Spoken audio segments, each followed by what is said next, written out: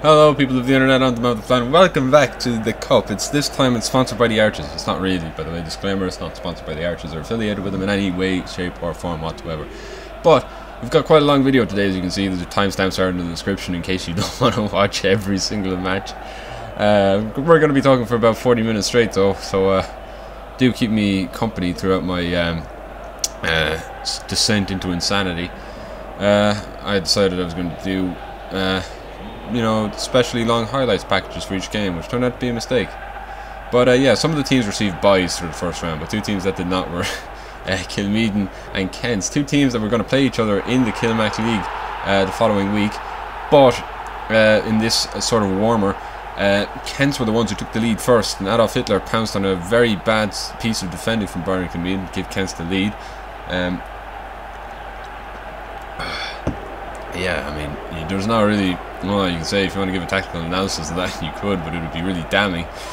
Just a complete miscommunication, really bad defending. I mean, really, there's nothing else you can say about that.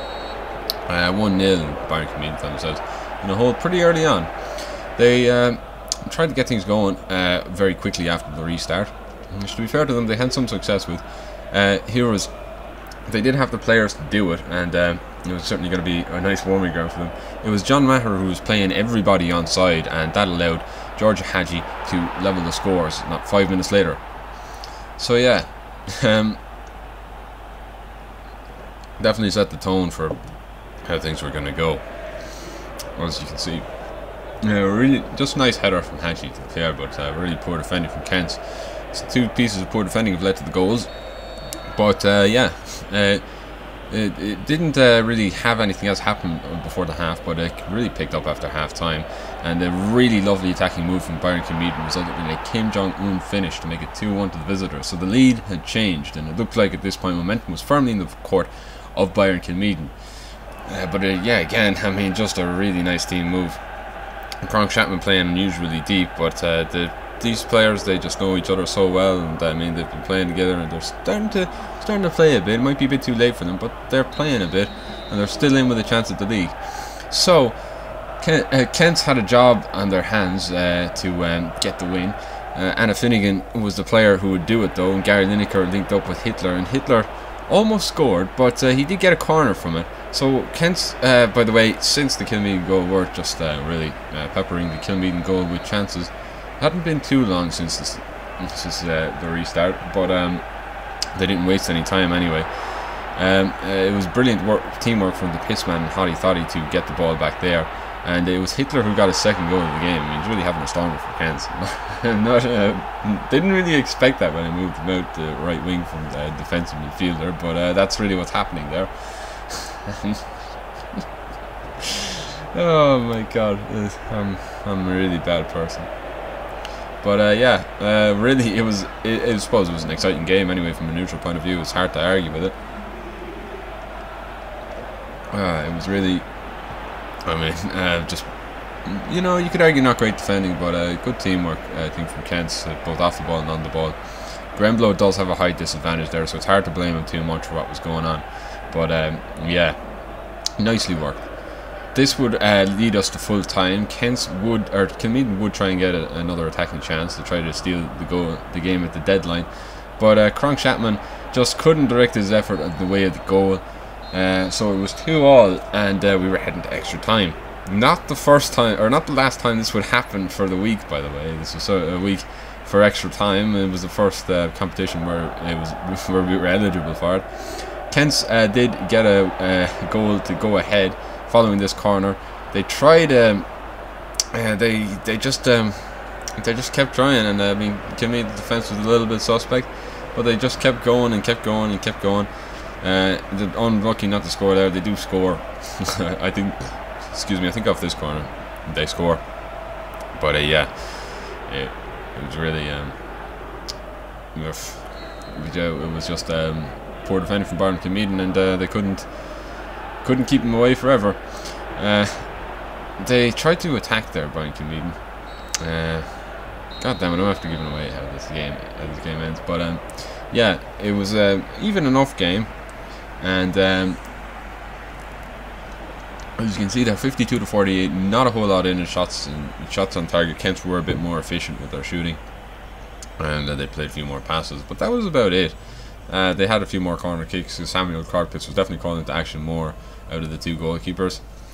But yeah, Kilmeaden, they still have players in the field looking fairly exhausted by this stage, but of course in the first opening for extra time in this season, it was sort of to be expected. Yeah, whenever Conk Chapman kicks us off. They tried to get a very quick goal on the restart there at Bayern Kilmeaden, and almost paid off.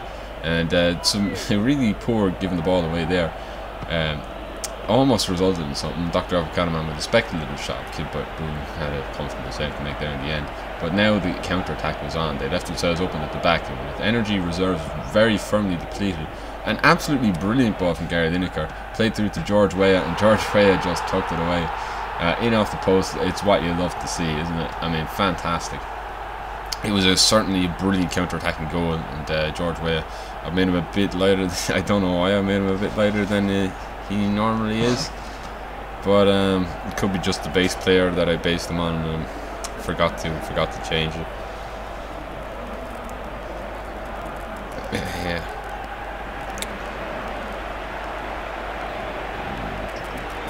But yeah, anyway, this was really a bit of a hammer blow for Bayern Kilmeaden, and the game was over with this.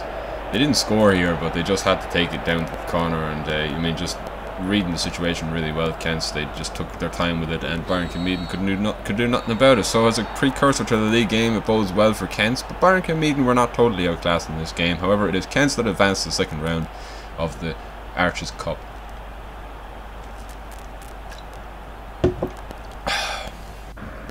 Yes, Flahavans and TFR Room 55 was our next game. Two very evenly matched teams. Flahavans out of the running for the league would have hoped that this was their only opportunity, with this being the only opportunity for cup glory, for any trophy, that they would have done well. TFR still very much in the running for the league, and it's not at all unrealistic to expect them to be up there. So yeah, no real surprises at all. No real surprises at all in terms of team selection. Certainly very good.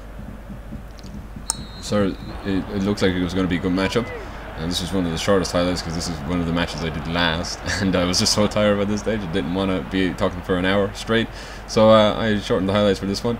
But TFR were really moving the ball very nicely. It took them to the second half, but they were really good. It was an even matched game, but when they came forward, they just looked a bit more clinical, and that showed when Caelan Quinn got the goal that put him in front. A really nice passing move.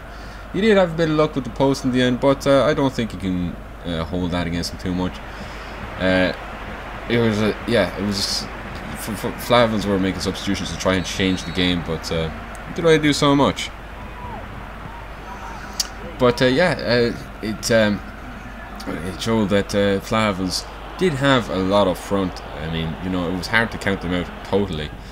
And with a few minutes to go in the game, very little time left on the clock, they managed to do it. Jitterbeans played in Keane Mulhern, and Keane Mulhern, it's one of the close. It was very close to staying out, but you know, I mean, very close to staying out. But you know, look, it went in, and they all count when they go in. That's how it is. And then it was played out. This was in extra time, by the way, and Keane Power played in Caelan Quinn. It was a really vital interception from Olivia Kerwin to keep the ball away from Caelan Quinn, because he definitely would have scored there if he was in.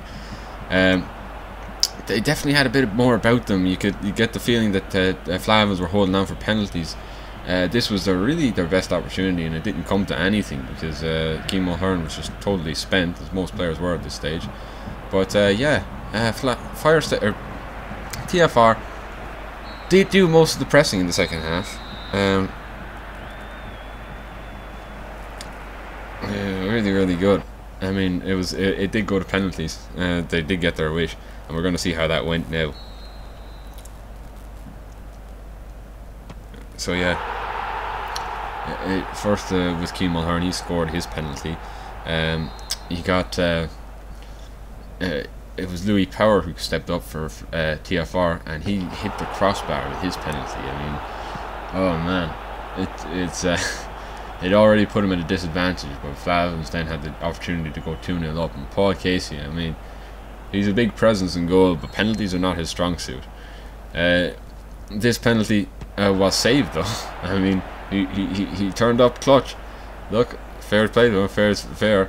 You could see they're really not very supportive of his teammates. And it was Keane Power who was up next, and hopefully he could do better. But he hit the post and he sent the keeper the wrong way and everything. But really, two very unlucky penalties. I mean, they could have gone in if they were just a little bit further inside. Paul went the right way for that one, but I mean, just so well struck, it was hard to keep out. This was Caelan Quinn now with the third penalty of the game for TFR, and he really had to score here, and he did. He just said no nonsense and put it straight down the middle. Took some balls, but he got it right. This was I think it was Mick McCarthy taking a penalty, and he hit the crossbar. I thought his one had gone out, but he didn't. But he got lucky. This penalty was to keep TFR in the game. This was Anthony O'Keefe to take this penalty, and yeah, he had to score to keep them in the game. So what was he going to do? Well, he did score it actually. Just blasted it into the corner there. That was what TFR were missing. But they did have to save this penalty. This was from Francis Brennan's left testicle to send AS Flahavans through if he could score it. TFR would have to score the next penalty if he missed, but unfortunately for them he didn't. And yeah, delirium at Flahavan's factory. This is a really good win for them, a devastating loss for TFR. They would have felt they had a good shot at the cup, but as of now they are out. Flahavans advance, they win 3-2 on penalties. Or 3-1 on penalties, I should say. Fire Station and Dungarvan were next up, and Dungarvan going very well in the league now. Fire Station facing relegation, but they did have home field advantage in this game, so it wasn't a foregone conclusion that Dungarvan were going to win it. They did have attacking firepower as they've always had, but it just sort of seems that there's a bit of inconsistency. There's a bit of some players being played out of position, and that may have a factor in their poor form. Dungarvan lined up as they usually do. No changes expected for this team, and they really were a very well organised unit. It would take some seriously bad luck to keep them away from the goal for this game.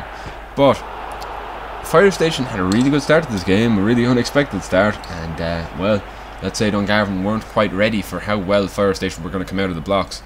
Niamh Briggs received this pass, and they tried to play it out, but Fire Station played the press really well. Emer Martin played this in, and Bildo Spingy Wilbo got it, and Killian Power was able to tap in, and it was really disorganised defending from Dungarvan. Thomas Mikulauskis tried to come out there. To be fair, no defenders were closing him down. He felt like he had to do it, but it left a gap in the defence, and Killian Power was well able to take advantage of that. It's very strange stuff, certainly, but yeah, I mean, oh, what can you say about that? Just really poor defending. So Dungarvan were in a hole very early on. They needed to really dig themselves out of it. So what happened was Maradona got the ball, and trying his best to do something. He he would get another opportunity later in the game, but just really poor defending from Thomas, or really poor goalkeeping, I should say. I mean, there's no way he should have parried that. He really should have caught it, but it was really poor. And Killian Power was in for second goal of the game already. I mean, with like what, 11 minutes on the clock, it's already 2-0. So you got the feeling already for this game that Dungarvan just really had bad luck defensively. But was their luck going to be any better going forward? Well, hadn't had the opportunity to see them doing it so far, because Fire Station really played the press so well in the game. But they were going to run out of steam later on, and that would give Dungarvan the opportunity to get in behind and allow the front three, the deadly front three of Dungarvan, to fashion chances that would hopefully get them back into the game. But as you can see, the nerves are not quite gone there. Dungarvan, as you can see, did get back into the game later on, and I mean, 9 times out of 10, he was 99 times out of 100, 999 times out of 1,000. Eusebio was hitting the back of the net from there, but just that time it was just a bit of bad luck, just a bit of mysterious, unexplained witchcraft that kept him out. Mr. Injuries almost scored there for the fact he was offside, but it was really suspect defending and goalkeeping from Dungarvan. But yeah, Becca Hanna drove forward this time, and she had Tommy Harty on the far side to aim at, but she decided to go herself, and that would have been on target, but it was good defending from Renner's Road to keep the ball out of the net. It resulted in a corner from Dungarvan, but they really needed goals. They didn't need corners. They don't win the game on corner kicks unless you're Dynamo Drimna in the Leinster Senior Cup in the 1980s. Yeah, so 2-0 at half time. It was really going well for Fire Station. I mean, it's hard to find criticisms when you're playing that well against a team that's miles above you in the league. And they dominated, as you can see from those stats. Really dominated. Emer Martin would provide problems. I mean, she'd be providing problems down that left-hand wing all day long for Dungarvan, and this was a really poor mistake from Becca Hanna, and she fired home there, Emer Martin. No mistake, no second chances needed there, and at 3-0 the game was really beyond Dungarvan. They would have needed a miracle to come back into this game, and unfortunately for them, a miracle was not what was going to happen. What would happen was that their bad luck would be compounded through a series of failed attacking chances. Look at this. I mean, a really good pass forward to open up the Fire Station defence, and somehow Eusebio loses that ball. He got his foot to it. I mean, you know, normally he'd have no mistake there. Lawler's Hotel came on, by the way, to try and change the game. Dungarvan were really trying everything, and look at that, Genoa's chipper got in, and surely he's going to hit the target at least from there. And I don't know about you, but that is as close to being on target as I have seen an off-target shot be. Technically it is not on target because it would not have gone in if the goalkeeper failed to save it. I mean, just it was definitely one of the weirdest games I've played. I mean, Dungarvan, just no matter what they did, could not score. SGC, surely he's going to score here, but no, Fireman Sam, the worst goalkeeper in the entire Kilmac League, makes a somehow uncharacteristically good save. They're just trying to get a goal here, Dungarvan, just to not lose 3-0. It's been ages since Fire Station kept a clean sheet in the Kilmac League, and well, in the Archers Cup they've yet to concede a goal. Fire Station 3, Dungarvan 0 was the full-time score. Very, very disappointing for the league challengers, but for Fire Station it's a nice bright spot and a nice distraction from a tough relegation campaign. Speaking of relegation campaigns, we had St. Declan's Athletic travelling to the Sunflower Shop to take on Atlético Sunflower Shop. Now, either of these teams going far in the cup would be really something of a Cinderella story, but I think it would be more surprising, in my opinion, if Atlético Sunflower Shop were the ones to go through. St. Declan's were the favourites, and there was no real surprises in their team selection. Certainly no surprises in the Atlético Sunflower Shop selection either. But it's certainly not a game you'd be sure of calling the outcome for. You wouldn't put your house on either team winning. But yeah, Missy Chatan from centre back went way far up the field and got caught out of possession. That was when Atlético Sunflower Shop first smelled blood. Amy Lynn played in Kilmac Barbers, and I mean, I'm not sure what went on there. It's just really comedic stuff. Sort of a whimsical, sort of a funny, silly goal. And Kilmac Barbers takes credit for it, but I mean, St. Declan's defence was just awful. I mean, I would have put that down as an own goal myself. Yeah, I mean, it's just so poor. It appeared to be a bad omen for St. Declan's that they might struggle for the rest of the game. But they are not CF Dungarvan. They didn't somehow just give up and die after the first 10 minutes of the game. They immediately responded, and I mean immediately. Look at this. It was the Printer and the Brig linked up here, and Martin Carroll also had a hand to play in it. Just took out the whole Atlético Sunflower Shop defence with one pass in the Brig. Well, he doesn't normally miss from there. It was not going to start today. The Brig, fantastic work from him. I mean, just fantastic. You know, he's got a rocket for a right boot and a rocket for a left boot as well. He doesn't have feet. He just scoots around everywhere and can move at a top speed of 250 miles an hour. So yeah, that's a bit of Kilmac League trivia for you. And yeah, it does help him score goals when his team need them. So that really changed the complexion of the game. All of a sudden, momentum was back with St. Declan's now. Felt like Atlético Sunflower Shop would have to do a lot more to break them down. And it wouldn't be long before the away side took the lead. So yeah, trying to play the ball there. Zidane got caught in possession, and another pass to the Brig just takes out the whole Atlético Sunflower Shop defence. Really susceptible in defence, Atlético Sunflower Shop are, and the Brig scores. And yeah, he does his celebration. It's very dynamic celebration, and gets 2-1 all of a sudden. So Atlético Sunflower Shop started thinking, oh, here we go again. This is another loss. The St. Declan's Athletic players smelled blood, and they were going to go for it. However, Atlético Sunflower Shop didn't give up. They did play at least some bit of football. Zidane almost scored, but Gemma makes an uncharacteristically good save there, gets down to keep it out. Maybe appeals for handball there, but not according to the referee. That one might have gone in. But yeah, really scrappy defending from Kilmac, but at least this time it's working as opposed to resulting in a goal for Kilmac Barbers. So yeah, they took it away and tried to go on the counter-attack, and the Brig was in again, unbelievably. I don't know how he kept getting in, but he was on a hat-trick, and he finished it. First half hat-trick for the Brig, and certainly he's enjoying his time in the Archers Cup. Not a perfect hat-trick for him, but yeah, 3 goals. It's hard to disagree. It's hard to disagree with him being the man of the match so far. Atlético Sunflower Shop weren't out of it yet. I mean, they were only 2 goals down, and it was still a full half of football to play. So if they got their act together at half-time, they could have come back into this game. But St. Declan's Atlético would have been saying to themselves, these guys have got to go for it. They haven't been great in defence. We can get another goal here if we try. And that's exactly what happened, because they were really going for it, Atlético Sunflower Shop. Not sure how that didn't result in a goal. It was really strong defending there. I think it was the printer actually got back in time to help that. But they did get a goal back at Sunflower Shop. Zidane with the goal. I mean, to be fair, Zidane, it's hard to pick a better player to score on that Atlético Sunflower Shop team. But yeah, a nice finish from him. I think it was first time as well, wasn't it? Yeah, I think it was. But anyway, St. Declan's knew that there would be gaps in the defence, and just really poor defending there. Not sure who that was, let it go, but Hopland was in. Played in the break for his 4th goal of the day. He got all 4 goals for St. Declan's as they won 4-2 in this game. So yeah, I mean, really good for St. Declan's. They'll move on to the next round, and they'll be delighted with it. They'll fancy themselves to give teams an upset. They're certainly capable of doing it, but for Atlético Sunflower Shop, it's just a bit more misery. They would have there would be a bit more sort of half chances going on, but this was really the best chance either team had in that time, and as you can see, it didn't come to much. So yeah, 4-2 was a full-time score, and I have to say, very deserved for St. Declan's Athletic. It'll be interesting, I think. You know, as I said, I think they're capable of causing an upset. I don't think any team will want to take them lightly. So you know, yeah, I mean, underestimate them at your own risk. We had then Kilmac's hosting Portlaw United. This was really the game of the round for me. It was certainly the most exciting game. It had the most goals, I would say, of any game in this round. A really flat back 4 for 4-4-2 is what Kilmac's play. I mean, it's hard to knock it, but it's very unimaginative. With Garrett Muller and Kilmac's up front, though, they were always capable of scoring goals.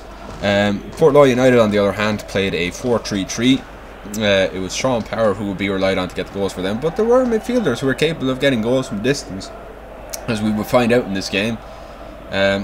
So yeah, it started out relatively early for Portlaw. They had a good start to the game. Mary Dunbar hits a flying shot into the goal from well far out. I think it was poor goalkeeping from MC Tyrone. That's what I would suspect anyway. But Mary Dunbar, I mean, they all count, as I always like to say, they all count. And yeah, it's really hard to knock that. Fantastic stuff from Mary Dunbar and Portlaw. They're 1-0 up, and they can't believe their luck. It wouldn't be the only time they did that in the game, by the way.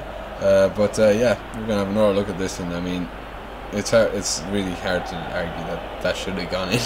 I mean, I know it's a really nice shot and all, and it's great that you score from so far out, but it's just like there's no way he shouldn't be saving that. It's very poor. Portlaw were gifted a lead, but the home side, they definitely weren't out of the game yet, but on the cusp of half time they conceded another one. Fionn Ryan held off his man and played it to Sean Power. Sean Power then looked for Castman, and Castman rocketed a shot into the bottom corner, a real daisy cutter. I just love those so much. I go on about it all the time. I love shots like that. And to be fair to MC Tyrone, there wasn't a whole lot he could do about that one. So that really knocked the wind out of the sails of Kilmac's. I mean, it was, that's a real sucker punch to concede a goal like that. In very similar fashion to the first one, but just to concede any goal on the cusp of half time, I mean, knocks the wind out of their sails. But I mean, it's a fantastic strike. Yeah, fantastic. Drilled it in. Can't argue with that. It's just fantastic. You know, you look for placing it in the corner, pick your spot, gone for accuracy over power, and it's just rattled into the net. Just fantastic. Oh, fantastic.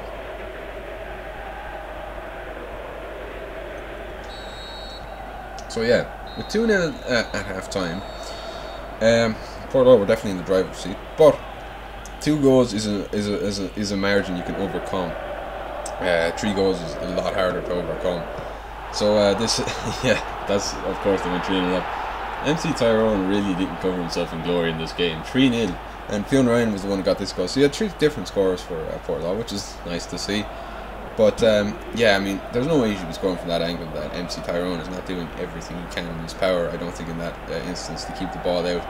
The defence hasn't tracked him, but I mean, really, from that angle, he should not be scoring. So yeah, 3-0, and it's looking really bad for Kildisco. However, they weren't going to take this lying down, and Kildisco linking up with Gerard Muller. Gerard Muller somehow holds off his man, and that nearly went in. I mean, that would have been a really tragic goal to concede. But that allowed everybody else to get up. JJ Lunny played in Gerard Muller, and Gerard Muller played to Kildisco. A really nice link up between the front two, and Gerard Muller from that distance doesn't miss.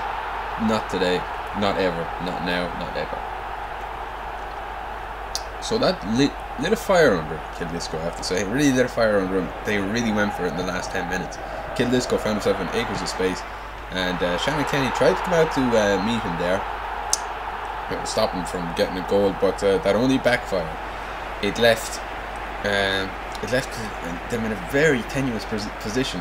However, you still would have said, okay, nothing bad is going to happen. Well, you would have been wrong. Portlaw United were just a bit too careless in possession of the ball and gave it away. With a minute to go in stoppage time, they were trying everything they could to stop it. But JJ Lunny crossed the ball in, and it was Kildisco again who got a goal to send the game to extra time. It was absolute uproar in Kill Community Hall when that happened. I tell you what, I haven't seen scenes like that in ages. So they're taking Portlaw to extra time, and you have to figure Portlaw's sales are very, very deflated at the moment.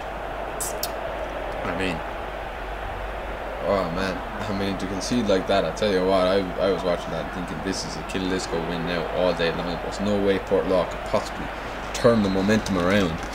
But you know, I mean, you get into the dressing room for the first for the stoppage between full time and extra time. The Portlaw manager, I haven't given him a name, but must have said something to him. They came out and they did regroup for the second half, but they were going up against a Kildisco team that was like on cloud 9. However, one attack didn't go the way of Kildisco, and Portlaw pounced on it, and it was Sean Power. I mean, who else would you want to get a goal for Portlaw, of course? So we have 4 different scorers for Portlaw, a real team effort for them.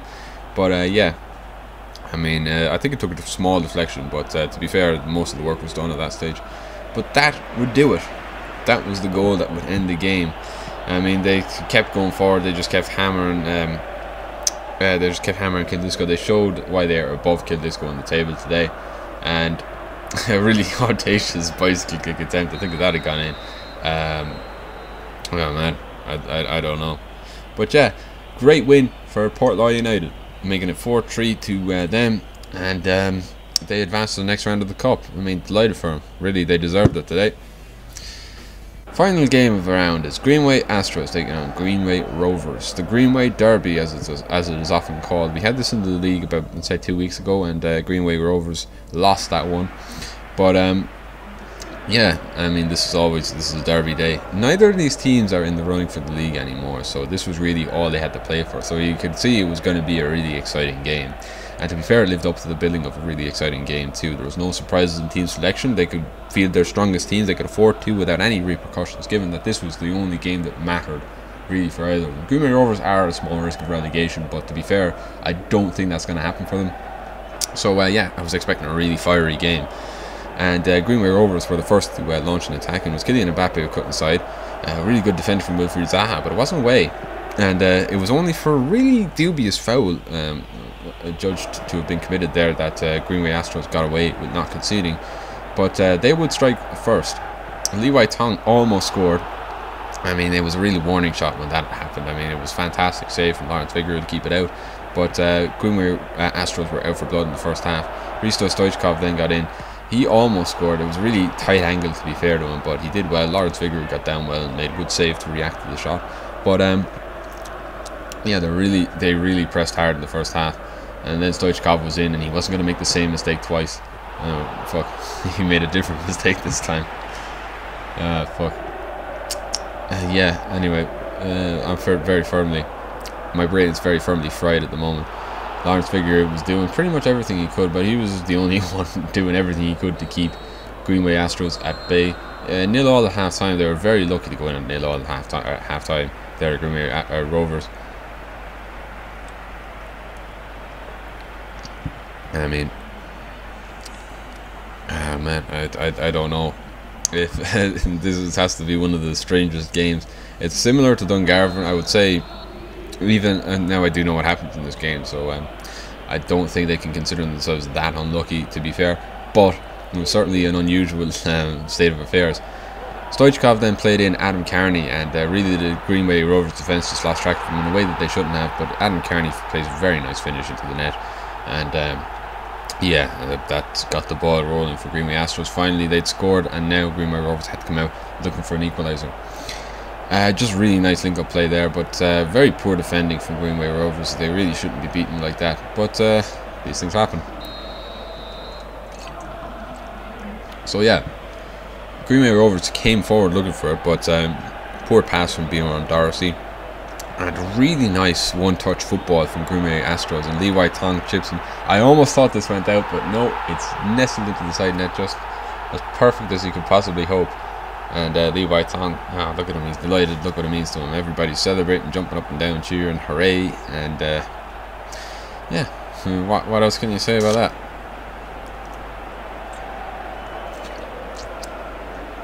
Oh man, I really loved that one-touch football. He was so close to being offside, but he was just onside.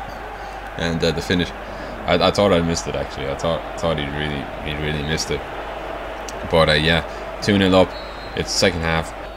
You don't have the halftime team talk to look forward to, so Greenway Rovers really had to pull up their socks by themselves. And to be fair to them, they did that. A missed clearance from Kenny Brown let Raul in, and he scored. And that was only like 2 minutes after the second goal for Greenway Astros. So already it was back to a one-score game. So that was the first step that Greenway Rovers got right. I think that was the turning point in the game, really, to be honest with you. If I had to pick one, that was the turning point in the game. Certainly scoring to knock that advantage away from Greenway Astros so early on, and that put a bit of nerves in the Greenway Astros play. So yeah, then this happened. A really nice play onto Jordan Curry. He tried to get through, and he was brought down there really unceremoniously. It was Kenny Brown who did that. And yeah, I mean, he got a booking for his efforts. I mean, it was hard to argue that he didn't deserve that. I think maybe it was a bit of play acting going on, but yeah, definitely a foul, definitely a booking, and definitely a free kick. So yeah, what would Greenway Rovers do with this free kick? Well, they give him a free kick in a dangerous position like this is never never a good idea. Kenny Brown, so it was Kilmeaden who swung it in, and I think it should have been a lot more comfortable. It should have been a lot more comfortable for Guru there with the Greenway Astros goal, but it wasn't. And this looked like it was going to be the end of the game, but they had one more opportunity to come forward there, Greenway Rovers. And wouldn't you know it, the lucky son of a bitches did it. They scored, and it was Raul who did it, and he just side-footed it into the away from Guru, who was diving across desperately trying to keep it out. But that sent it to extra time, and I think that was more than anything what knocked the sails out, knocked the wind out of the sails. God damn it! Knocked the winds out of the sails of the Greenway Astros. So I mean, fuck it. It's hard to argue with that. I mean, it's really nice play from Greenway Rovers, but shit, you'd be disappointed if that was you playing as the Greenway Astros, wouldn't you? I know I was anyway. But yeah, really nice.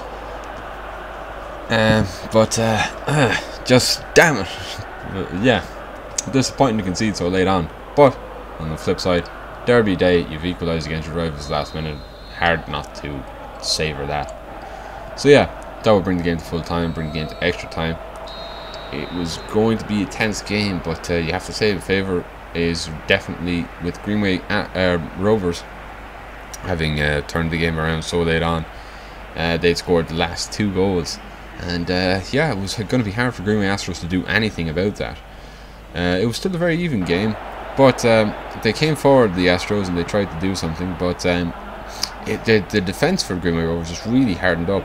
This was a really good opportunity here. Zoe Kett almost had a shot, went in. Lawrence Figueroa made a good save again. He was having, I mean, you could definitely say he was man of the match. He kept him in it when it was early on, and he kept him in it at 2-all. Emma swung it in there, and it almost had Wayne Rooney at the back post. And Kelsey Power, notorious for her cannon shots from corners, almost scored there. And this shot was really comfortable for Lawrence Figueroa. Definitely not the best effort, but Emma Norris hit it into Rosie there. I'm not really sure what that was about. Should have at least hit the target from that range, but that was the best opportunity the Greenway Astros would get in extra time. Greenway Rovers were yet to fashion a chance, but they were biding their time, and they knew what they were doing. They went in. It's only like a team talk on the pitch at half time, but the team talk was all they needed. They really came out of the second half with a real and renewed vigour. Raul played in, Jordan Curry, and he tried to get in there. Pancake Man then had it, and this happened actually. A penalty given away by Zoe Kett. How can you? It's unbelievable stuff. And protesting, but I don't know if you can protest that. That's a really disgraceful decision, a really disgraceful tackle, and really reckless to give it away in that manner. But yeah, just trying to get the ball and took the man out. No booking, interestingly, but Raul was up against Grew for his hat-trick, and he completed. And it sent Grew the wrong way. I mean, and it's 3-2 all of a sudden. It was 2-0 and now it's 3-2. Oh man, you can't write stories like that. Well, you can, but it's magical anyway. That's the point I'm trying to make. But yeah, they broke forward again, Greenway Astros, trying to get an equaliser. There was still time for them to do it, and to be fair, they had plenty of firepower and attack to try and get the equaliser. Wayne Rooney played it back, and Adam Carney really should have scored here. Really should have at least hit the target. That was the full time. I mean, disappointing, but Greenway Rovers are through a surprise. The cup holders are still in the competition, and fair play to them. They really deserved it, all things considered.